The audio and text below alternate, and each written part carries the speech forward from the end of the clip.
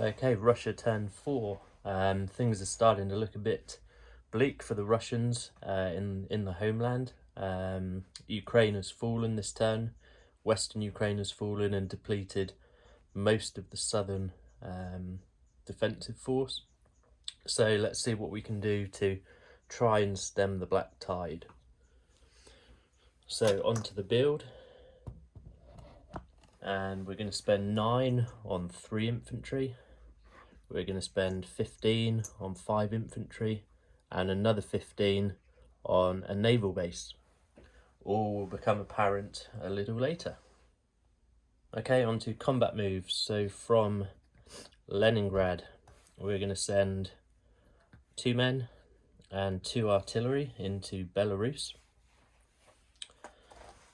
And down in the Middle East, we're going to send a tank and the 2 infantry into Iraq.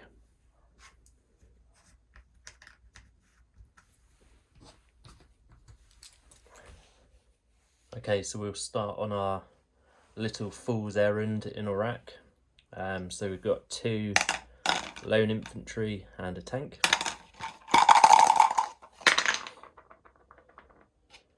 And we get a hit with one of the infantry. So 1 hit there for the Russians. And in defence, we've got the Italian fighter, the German tactical, and we've got the 4 infantry.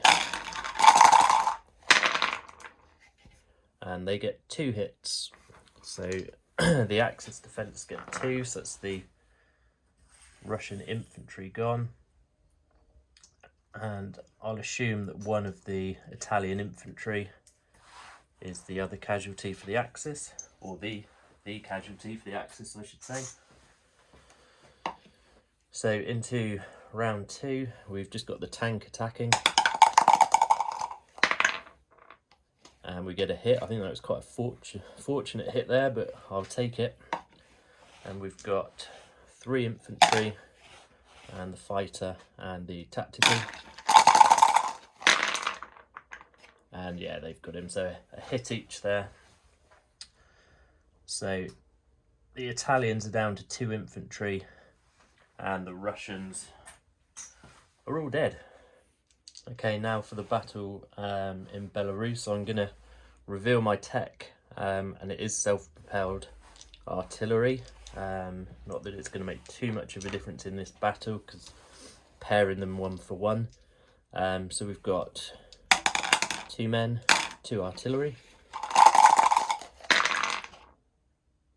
And that's a brilliant start. So no hits for the Russian attack. And we've got the 2 German infantry. And they get a hit, of course they do. Okay, round 2. So we've got 2 artillery, 1 infantry, still needing the 2 hits. Oof, and we get them there. So the Germans are dead, but what are they going to get back? And they get another hit, so we will lose. We'll lose the Russian infantry there. So Belarus is taken with 2 Russian artillery remaining. Okay, I'll just cover the monies and then we'll get into non-combat moves. So Russia goes up 1 to 31 and Germany comes down to 47. Okay, on to non-combat moves then. So the single man in in Moscow, will jump on the rail and go down into Rostov. We are going to move 1 artillery from Leningrad, and they can now move 2, so 1 into Belarus, 1 into Bryansk. From the railway in Leningrad, we're going to rail 2 men into Smolensk. And we've got 3 artillery that can move 2. So they will also move into Smolensk. And then the rest of the bits in Leningrad, we're going to move 2 tanks. And obviously they can move 2. they will go into Smolensk. We're going to send 11 infantry into Archangel, along with the 2 AAA. And we're going to bring the lone infantry in Finland back to Karelia.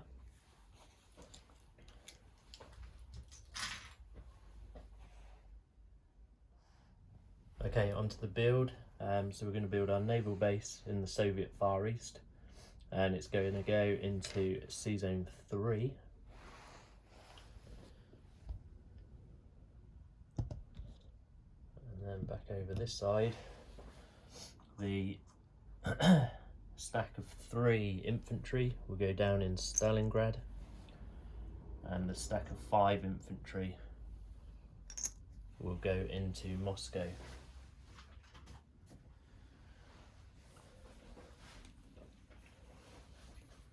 So just to run through what we've got left on the board. In Stalingrad we've got 3 men, Rostov 1 man, Bryansk we have 1 artillery. In Moscow we have 5 men. In Smolensk we have 2 men, 3 artillery, 2 tanks. In Archangel 11 men, 2 AAA. Leningrad is a single man, Karelia a single man. Belarus we have 2 artillery. Sea Zone 115 we have a destroyer and a submarine. And then out in the Far East in Amur we have 18 men, 1 tank, 2 AAA.